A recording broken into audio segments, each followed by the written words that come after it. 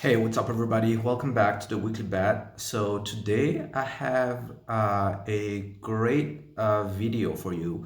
I had the chance to sit down with Luke Mulks, who is the vice president at Brave, vice president of business operations at Brave, and I had the chance to ask him about the current state of Brave, where he sees Brave going in the future, and the current state of the basic attention token and some of the cool features that are coming for 2022 in Brave. So without further ado, please enjoy. Hey, Luke, welcome to the Weekly Bet. Thanks for taking the time to do this. To start, why don't you tell us a little about yourself and your journey with Brave? Yeah, sure. So happy to.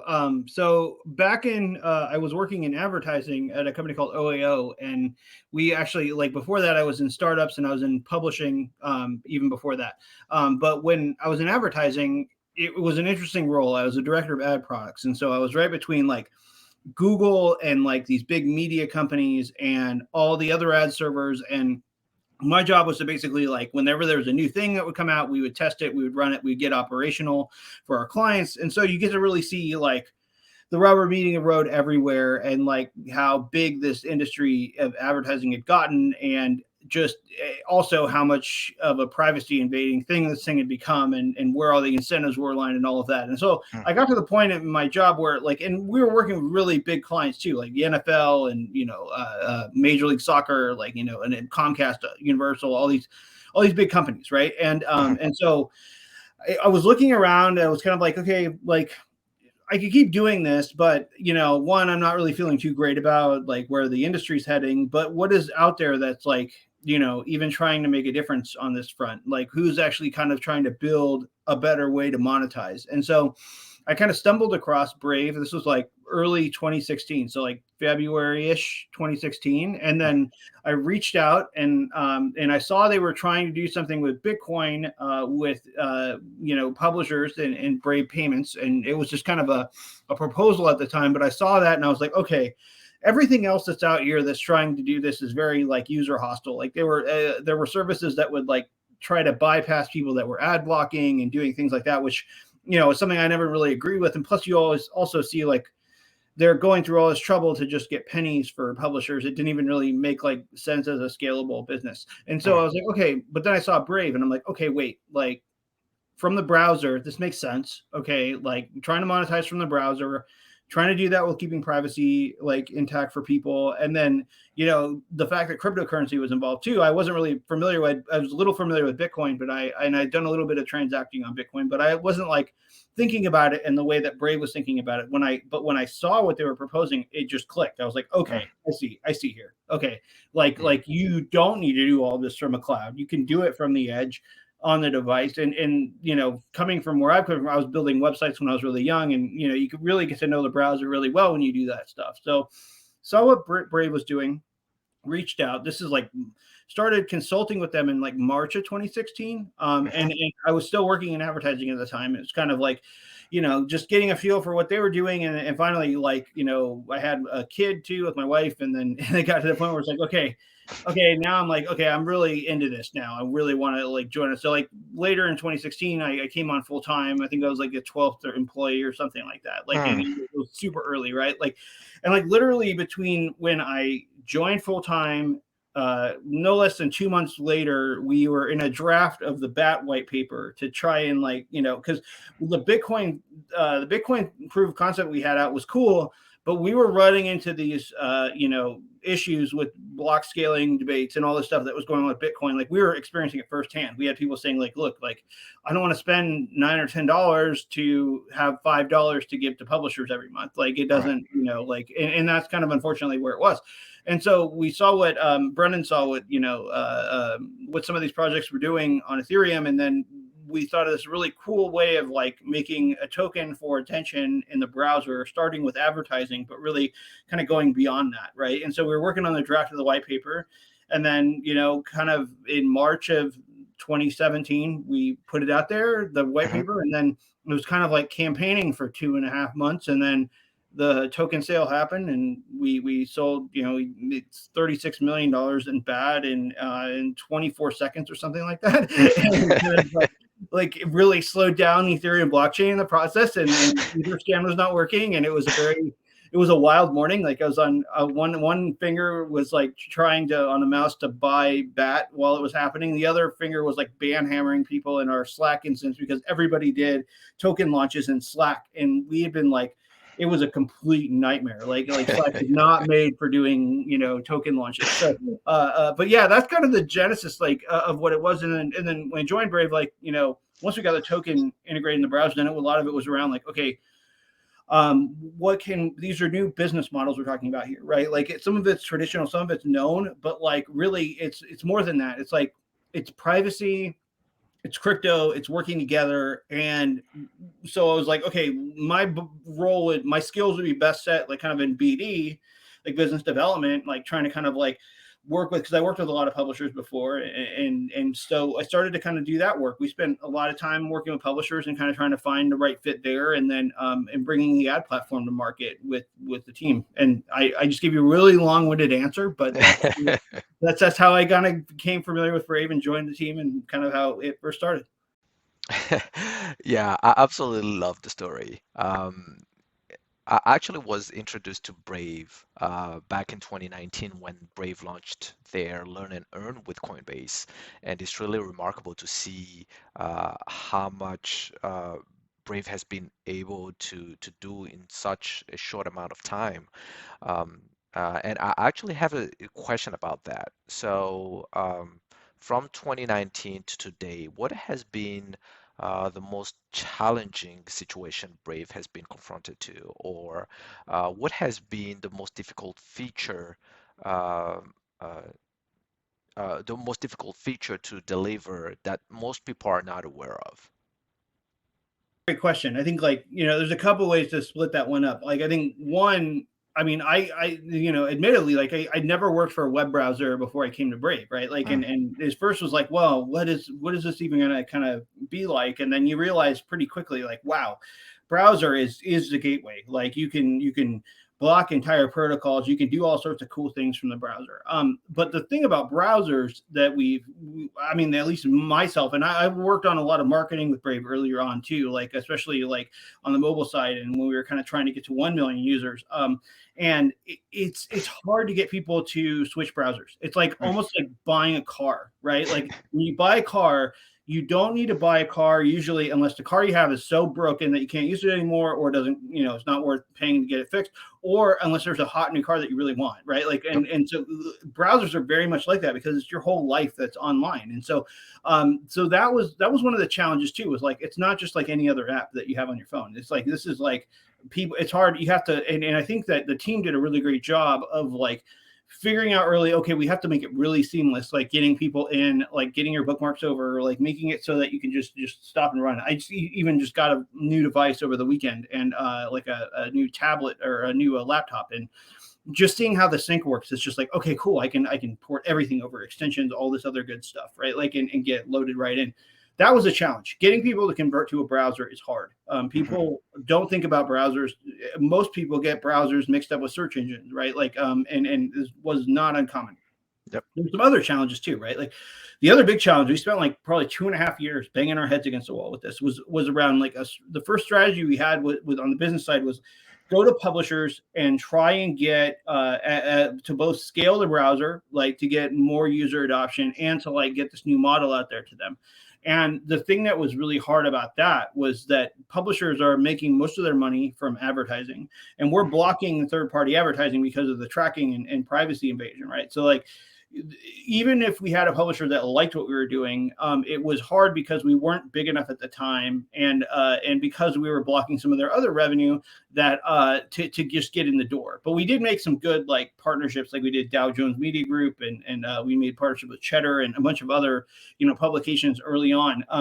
And what really kind of helped to offshoot from that was when YouTube started to demonetize their users. And so we Mm. started to make it so that YouTubers could create and earn with BAT and all that. And we saw a big explosion in verifications when that happened. But these are challenges. Like challenges really are like when you're looking at how business is done online, it's fundamentally done at the cost of user privacy. Like you look at, everyone wants a free web. People don't realize that the free web that's out there now requires you to surrender that privacy in order for it to function. And so there are just privacy issues around like doing business that were hard. They're getting easier because, privacy is a different, it's in the zeitgeist now. Apple's marketing with it, GDPR, other things like that are out there that are, forced people to have to like relook at how they're doing privacy, right? Like, but that was, the privacy in business was a challenge, right? Like, and always a challenge is around scale. So like, it's much nicer now that we're almost at 50 million monthly active users to like go. We have people calling us now, right? Like, and early on though, it was very hard when we launched the ad platform. I think we were at roughly 5 million monthly active users, and so discussions were always difficult with advertisers because it was like, okay, well, it's opt-in. So like you have 5 million, like cut it down to like what percentage of that is actually looking at ads and then break it out by country. So it gets to be like crumbs of a pie, right? Like that's changing now too. Crypto changing now too, right? Like Yep. you've got, now we got the wallet integrated. We made this announcement around Solana, like, and other L1s are hitting us up now, like, and Brave is, blockchain agnostic. So we see where we're going with this is like, look, the next 6 to 8 months are all about scalable transactions, right? Like Ethereum is super expensive on L1. There are L2 solutions popping in. That's awesome. There are EVMs that are out there. That's awesome. There are other L1s that are out there. That's awesome. Like there's no better funnel for all that than Brave. We have a huge user base of people that are crypto savvy that want to be engaging with these things. And so kind of where we're turning the corner a little bit on, it's a different set of problems now compared to what we dealt with before. But those were some of the really big challenges like early on that we dealt with. It's funny that you compared switching browsers to switching cars. My first video on the channel was actually comparing Brave to Tesla, and my whole thesis was that Brave was the Tesla of browsers. So I thought that was funny, and I thought it was funny that you went there. I want to switch gears now. You talked about some of the challenges that Brave went through, but today Brave is actually doing pretty well. You recently published your daily and monthly active users, and now you are at 46 million monthly active users and almost 15 million daily active users. Do you sometimes step back and think, whoa, this is big. We're actually doing this. We are actually becoming one of the most used apps ever. And what do you, how do you feel about that? And one, like just shout out to everybody using the browser because like seriously, I mean, one thing that's really important in the org is that we like listen to everybody, right? Like we listen to users, we listen to people everywhere, right? Like we wouldn't be getting this big without people telling their friends and family about it. It feels surreal sometimes. Like it's a weird mix of feelings because like, I've been in with the company for a long time now and you see the growth. I remember like when we were trying to get to 1 million, it was really hard. Like you go like, oh, it's like 700K. Oh my gosh, 850. like, are we going to make it this month? Are we going to not make it this month? And then I look back and I'm like, man, in November, we had 4 million new users. It's just like, whoa, like, it's like things are very different now and fast. And some of the, the veterans on the team were like, who've gone through this type of scale before. We're, a little more tuned into it, but like, I think it's awesome. Like I think the fact that we're able to 2x growth consistently year after year for almost 5 years is just amazing. It really, to me, it says it's amazing that Brave is doing this, but like it's even more amazing that you have this many people that are like into the benefits of having a private experience, like better, like which means like faster loading time, less data, all this good stuff like that's getting consumed over the wire.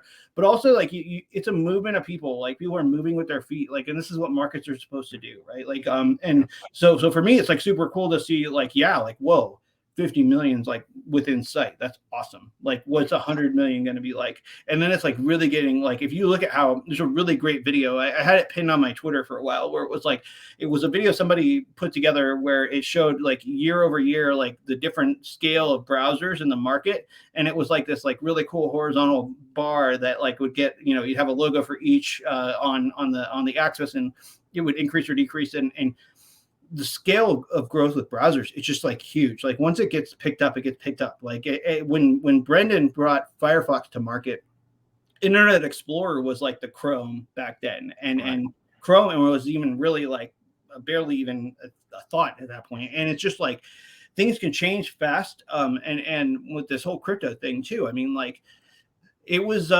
we were here when the first crypto boom happened, right? Like, with not the first crypto boom, but like the first big one with the token, when we did the token launch, and the crash of 2018 and all that. Like, and you go through a couple of years of a bear market, and then like seeing the markets now, it's so much different, right? Like, there's similarities, of course there's similarities, but you go from like 500 billion market cap, with crypto, to like close to 3 trillion in a couple of years. It's like a different game. There's still, the same dynamics in some ways, but like just a lot more attention. Like, I was telling somebody this earlier. When I first started at Brave, you go to conferences and people would have bumper stickers that said like cryptocurrency is not a crime, right? And then now it's like you've got banks using this stuff. It's just a different ballgame, right? Like, which is really cool. But yeah, it feels surreal. At the same time, it's like everybody here is working really hard, and it feels like, some of it's like, okay, cool. Like, how you never stop in this business, right? Like, you always got to keep moving. And it's as cool as it is to get to 50 million. The challenge we have, and this is a challenge that's just going to be always there, is like, you're always competing against like competitors that want to go for more convenience and don't necessarily care about the privacy, right? So are you developing privacy technology that is able to compete at scale with that? And I think that we have a really good team of people that are making that happen. But you can't slow down, right? Like, you got to keep doing things. And I think one of the cool things about, Brendan is like total visionary on that front. And like, people though come to flock to these things, and it's more than just a browser at this point. It's like a whole statement against big tech at this point. And like, you're either in it or you're gonna getting used by the other system, basically. Yeah, I completely agree. You mentioned that Brave is becoming more than a browser, and in fact, you introduced a Brave Search and Brave Talk earlier this year. So, do you guys have? I can imagine that you don't want to say anything, but do you have any exciting feature that Brave will be introducing for 2022? We had a VPN product that's available on iOS that we're going to be bringing to desktop and to Android too. Super excited about that. Really excited about the wallet. We launched that MVP in November, and we're doing like working on multi-chain support. And also, like, a cool part of that strategy is like, okay, the great thing about BAT is that it doesn't adhere to any kind of maximalist philosophy, right? Like, the idea here is that like attention should be utilized, whether it's on Ethereum, whether that's L2, L1, EVMs, or Solana, or any of these other blockchains, right? So any blockchain that will support BAT, wrapping of BAT and migrating over, like, we're interested in looking at those ecosystems, and we are, right? Like, I think that the wallet is really kind of this like foundational thing where if you can go from active users to transacting users, and you can do that with privacy, and you can do that with cool products, and but really fundamentally, like, some of the cool stuff that's available now for people, thanks to DeFi and other financial empowerment tools that you can have from your browser. Like,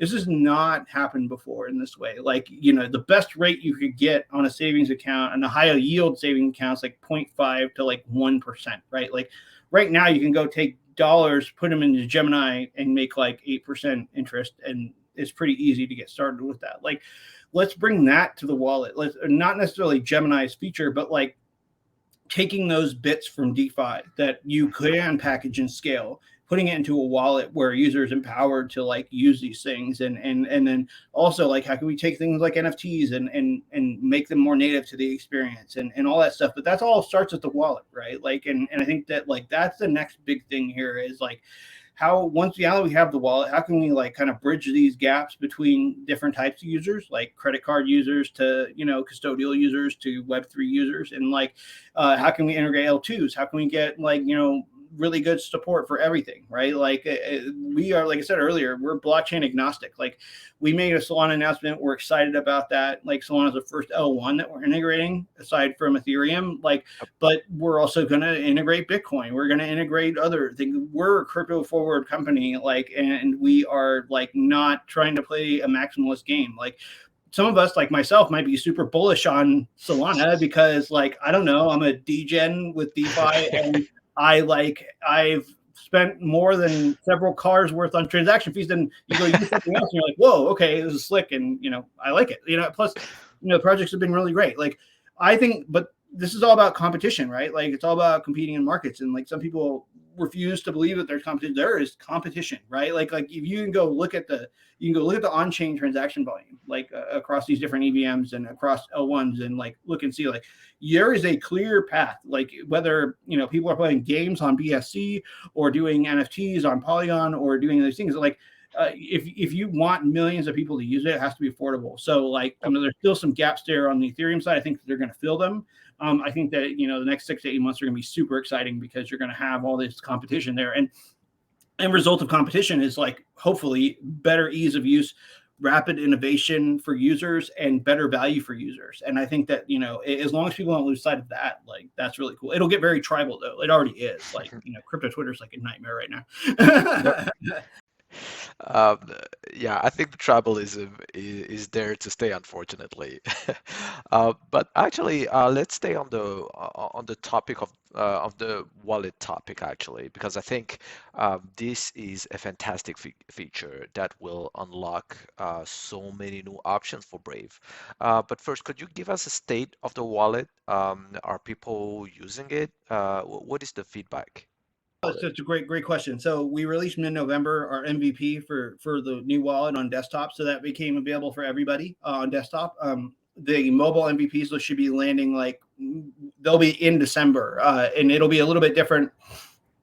The MVP for desktop had full DApp support, things like that, where you could go and use like EVMs and all of that on these different dApps. The mobile MVP will be a little bit more pared down from that, but we're rapidly working on making it have parity. So like mobile MVP will be like buy, send, swap, or sell.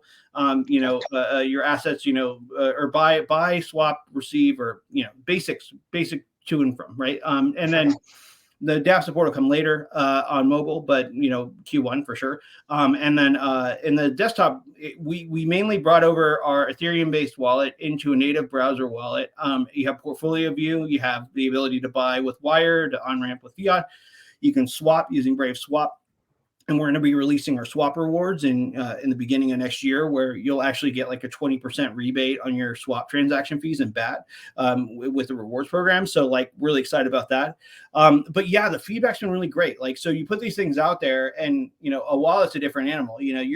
People are dealing with their money. You're dealing with people's commitments, their time. And you could have a team of 20 people QAing something, and like, there's so many possible cases for this that we really rely on the community support, and we got a lot of great support. Like it initially shipped, there were some bugs around like EVMs, and like certain things weren't being detected, or certain things were a little bit buggy, that we worked like double time, and like a lot of that stuff got smoothed over fast. Like that's the kind of the ethos here, is to just like get stuff out in MVP and iterate and then build on top of it, right? And so the feedback's been great, so far, and we've seen a lot of use out of it. I don't know specific numbers, but we'll be probably releasing a momentum update that'll have some of that later. But it's been really solid. I mean, like it's similar to what we saw in search, where it was like, okay, we put these out, like you're definitely getting feedback from people, the crypto audience though is like super fickle, and like really like people have to learn a lot to get into the space. And so like sometimes people if something doesn't work exactly the way that they use it, like they definitely throw up a flag and let us know. And if you're hearing this and there is something that's not working, tell us, like, seriously, like, we will work on getting it fixed as soon as possible. But yeah, so same challenges that we always typically have with releases, except, you know, a little more amplified. But yeah, the feedback's been really solid. And I don't know, it's just a different ball game, like with the wallet, because with ads, it's like, people are opting in, so there's that other step of friction. With wallet, it's like, gosh, now anybody that's crypto curious can jump into crypto, like, right there. And the fact that, you know, once it's on mobile and once we can get those two things to sync together, it's like, whoa, whole different ballgame. You know, like, okay, this is like next level, super easy to onboard, like, you know, all that good stuff. Super excited about that. Yeah, absolutely. And thanks actually for mentioning the swap rewards. I think the swap rewards blog was published in October on the Brave website, and I don't think I had heard any new update about it afterwards. So thank you for giving us some update there. Another actual cool feature that is coming and that was teased in the Solana conference is the auto earn feature. And I know it's still pretty early and things are still being worked on, but could you give us a high level view of how you are conceptualizing this feature? Would people be able to earn on top of their rewards, or would they have to buy but outside of the reward program and bring it into the wallet? How are you thinking about this feature and how would it work? Yeah, I mean, like, well, first off, like, you know, we're kind of looking at, okay, with whenever we're getting into a new ecosystem, you gotta, like, get support for that in that ecosystem right now. So right now, there's a set of discussions happening with the DeFi protocols and AMMs, and, you know, the across the range of Solana, right? And so the idea here is, like, if a user has rewards in Brave Rewards and they want to withdraw them from Brave Rewards, like, they're still gonna have to go through a compliance check, and that's just the law, right? Like, some stuff with Themis where we can have a potential upgrade to where people could bring their own kind of accounts where they have done KYC, and we can do a proof that way. Like, that'll be cool. But realistically, like, you know, with auto earn, you could be, let's say I have a verified account, I can send that back to my wallet and Brave. I can be auto earning from that, or if I choose to buy BAT, right, like, I can Mhm. auto earn from that in the wallet through an integration that we have with a DeFi protocol, or, you know, a partner, or some others and such. And the cool thing about this is that, like, you know, these emerging DeFi ecosystems are all offering super competitive rates. Like, you know, the yields on these are just like gangbusters. Like, you can, you know, some of the single asset, you know, yield rates on Solana are like so much higher than single asset rates on Ethereum. And it's just like the nature of, you know, new ecosystems. And the same thing is true for Avalanche and other protocols as well. So, like, we're looking forward to, like, exploring those options and giving people variety, right? Like, so with Solana, we'll do it first. Maybe there's another option, you know, with a different variation of wrap bat that you want to use on Avalanche and or auto earn from that. Like, you know, we can get these features built in. For us, it's more along the lines of, like, okay, making sure that we're putting something in there that's safe for people, that is not, like, you know, as risky, because you can go really ham and get sideways and get wrecked, basically, like, if you don't do this stuff correctly, right? And anything that we have that'll be like automatic like that, we want to make sure that we're doing or packaging it in a way that, like, users opting in and you know, and knows what they're getting into, right? Like, but realistically, like, yeah, like, if we are having multiple sources of BAT being earned through rewards, like, having a place where that all can continue to compound earnings, you know, is the way to go. Like, Mhm. then you're not only earning from browsing, you're also, like, compounding those earnings, and over time it just becomes more and more for you to use in the browser. So, like, you know, more pay with BAT options, more options to, like, utilize that BAT in within the ecosystem. So super excited for that. Super excited for, like, back to be more active in DeFi on more protocols. We're already doing that on Solana. We've got, you know, roughly 130,000 BAT are wrapped on Solana now. We're going to probably double that within the next couple of months easily. Like, and once we get these things set up in DeFi, you know, TVLs will go way up, and, you know, we're Yep. working on making that happen. Also, though, the thing that's been really cool about this is, like, I've been checking all, the team too has been checking all the different blockchains out there, and there's already variations of wrap BAT on a lot of them. So like some of this stuff, just like with DeFi originally, where BAT was added to MakerDAO really early on and Compound Aave, you're starting to see kind of like this organic emergence of BAT because people are holding it and they want to do something with it, right? Like BAT's the 11th most distributed token on Etherscan, right? Like on the on-chain holders, like that's a lot. And so a lot of those people like can't necessarily afford to do all this stuff on L1 Ethereum, but they can at 0.001 to 0.002 cents on Solana, right? So like giving more options, more value, more choice for the user is kind of what we're all about here. Yep. All right. Now let's switch topics and talk about Brave Search. So Brave recently launched Brave Search Premium, and my understanding is that Brave will in the future introduce Brave ads powered by BAT into the search engine, and for people who would not want to see any ad, they would be able to do so by uh, paying for Brave Search Premium. Is my understand correct here? Yeah, so I can kind of break this down a little bit because it gets kind of confusing, right? In Brave, what we're trying to do is like we want to make sure we're not making any special cases for us because that obviously like isn't helping our user first, position, right? We find that like we get a ton of feedback from people around like, hey, I want to support Brave. Like, how can I support Brave, right? And even people like will go and tip our brave.com website because we were verified, right? And the amount of it's a sizable amount of bet that people are doing. So what we're doing is like, right now Brave Search doesn't have any ads, but ahead of us putting ads on, which we will, early next year, we're giving people the option that want to support Brave Search to pay $3 a month to have no ads and also be in automatically, like when ads are released on Brave Search, they will not be able to like, they won't be single because they're already paying for that, right? So there's kind of these different user states, right? Like users that are not opted into rewards and don't want to have anything to do with rewards, which is, there's some browsers are appealing to everybody, right? Like whether you love crypto or hate crypto. And so some people are fine with seeing ads and don't want to have anything to do with crypto. And we still need to make money, right? So like that cohort can see Brave ads like without getting rewarded. If you want to get rewarded, you opt into rewards. It's very similar to what we have with sponsored images right now.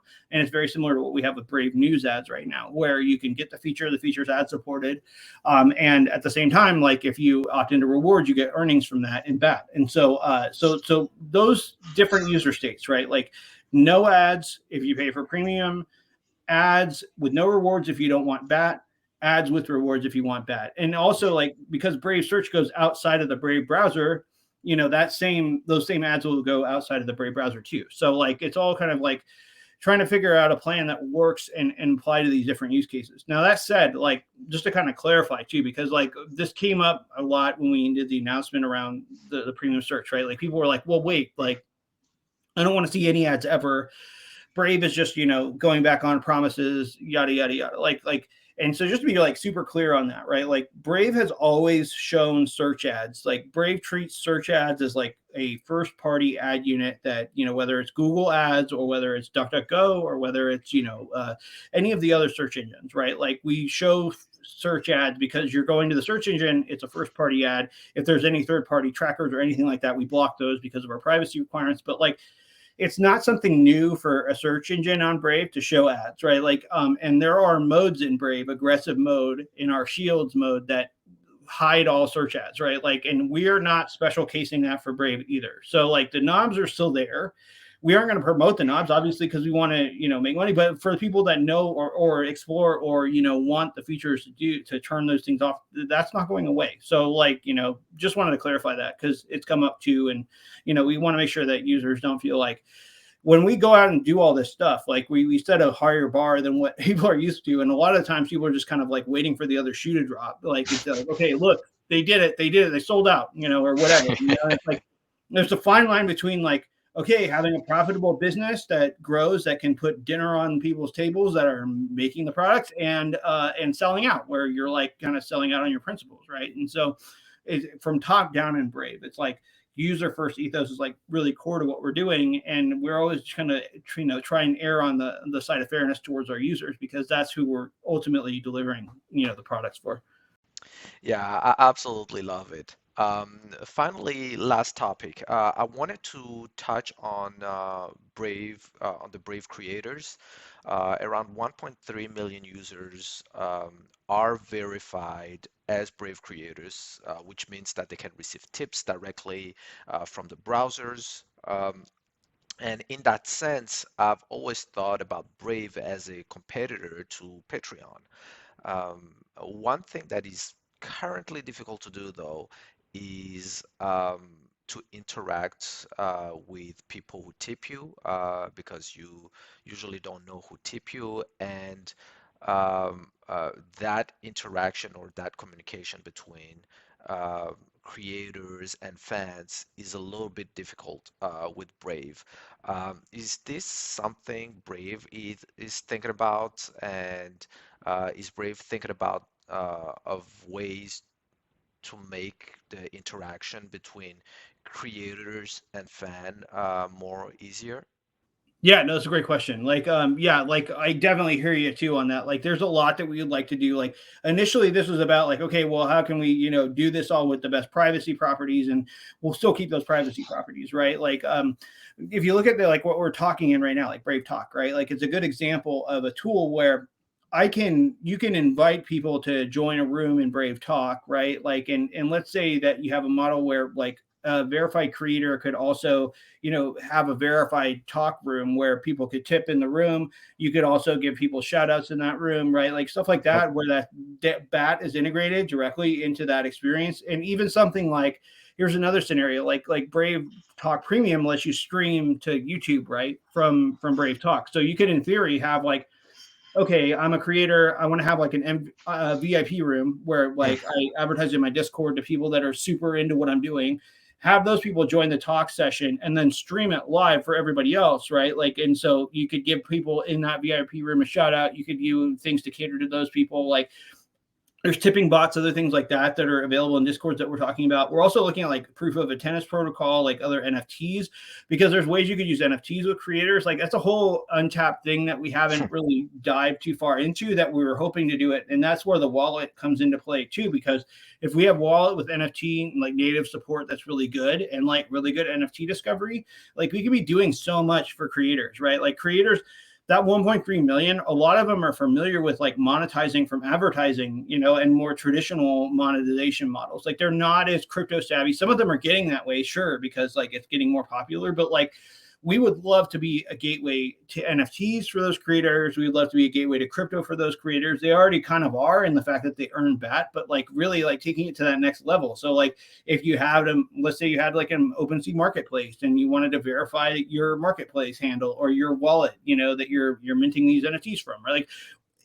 there's a path there, right? Like, and so we're thinking about this in like, how can we offer more tools to creators that they can engage with their audience? So like through the talk and other ways. And then also like, how can we get creators into NFTs in a way that just is like easy for them to get into? And so like, those are not hard. I mean, they're not easy things to do necessarily, but like, definitely worth it. Like, there's definitely getting feedback from people. We get a lot of feedback from creators that they want to do this. We get a lot of people like on the advertising side too. Like, there's a lot we can do with NFTs to like tie together out of home with campaigns and also with creators too. Like, you could have loyalty programs with NFTs with creators, where you're issuing them out to your fans and like, they can forge them into new ones over time. There's a ton of like the NFT market, like, and the potential there is like so huge. The problem with that is just like scoping it down into like digestible parts that you can release. And like, it's kind of interesting how this all started as like, okay, like this JPEG meme thing where like, and then, but realistically, it's so much more than that, like, and I think the next year is going to be like, okay, I don't think that the art part's ever going to go away, but I think that like there's going to be a lot more focus on like, how can I tie NFTs into the real world? How can I tie them into my digital life, like in the metaverse and all of that, which is like what we're super excited to do. So I think creators with the metaverse, creators with NFTs, bringing more and more options to creators, right? Like, creators are earning back too, like getting them Yep. options to take that earning and like, earn more from it, right? Like, that's kind of what this is all about. So Yeah, absolutely. I'm certainly looking forward to it. All right. So last thing, is there any cool feature, anything you can tease for us for 2022? Yeah, I mean, I think I would look for BAT to like get heavily more involved in DeFi with these new chains and new options in there, like whether it's liquidity pools, base pairs, or even like yield aggregators. I think that I would look at start thinking about BAT as more than just an advertising token, and thinking about it as like, okay, the attention economy is in Brave. It's also in other browsers. It's elsewhere, right? Like anywhere where your attention is in view, like is theory, we can be utilizing BAT with it. So like DeFi, NFTs, metaverse, right? Like we're in discussions with all those players right now. We're in discussions with major metaverse players right now, like to get BAT into the ecosystem and to do things with BAT, like in metaverse spaces. NFTs too, like getting BAT to use NFTs. Like I'm super bullish on what we're doing with NFTs, like on the wallet side. Like I think we have the ability to deliver something there that nobody else has, where think about Brave News, for example. Like I can pull in feeds from across the web based on my interests locally, like on my device, right? And show a completely personalized news feed without leaking any of my information out. Like imagine if we could do that with NFT discovery, right? And NFT discovery sucks anyway. Like it's really Mhm. bad. Like you go to marketplaces, and even if you're a creator of these things, like to find your own work in a search is hard. The filter options are garbage. Like so I'm having a place where you could kind of have things aggregated for you, like is very cool. I'm super bullish on that. Like can't say a whole lot about it, but that's like, stay tuned. I mean, like we do our community calls, and like, we have James from our wallet teams on there, and he's always kind of dropping little bits of alpha about what we're doing with wallets there. But I'm super excited about like what's coming ahead with NFTs and with the wallet and with DeFi with BAT especially. All right, Luke. Thank you so much. Thank you for taking the time to do this, and thank you for answering all my questions. This was a pleasure. Do you have any Twitter, or where can people find you if they have any question? Yeah, it's just Luke Mulks, LUKEMULKS at Twitter. And yeah, that's usually the best place to find me. And yeah, go check out Brave if you haven't already. But I have a feeling you have if you're on if you're tuning in here. But if you haven't, try it. And then yeah, but hit me up on Twitter if you ever have any questions. I'm usually pretty open talking to anybody. So All right, great. Well, thank you again, Luke, and have a great rest of your day.